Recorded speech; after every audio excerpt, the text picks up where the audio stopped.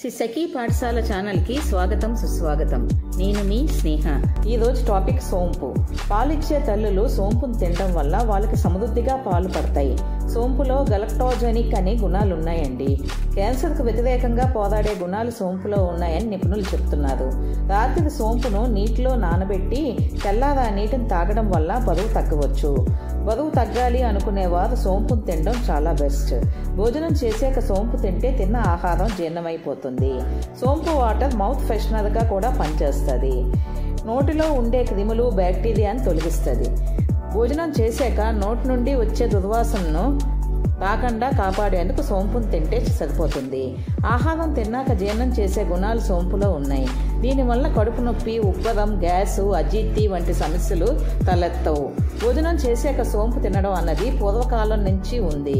సోంపు నమిలి తినడం వల్ల వచ్చే లాభాలు అన్నీ ఇన్ని కావండి. ఇలాంటివి ఎన్నో మిస్ కాకుండా ఉండాలంటే please like, share and subscribe and పక్కనున్న బెల్ ఐకాన్ ని నొక్కి ఆన్ లో పెట్టుకోండి.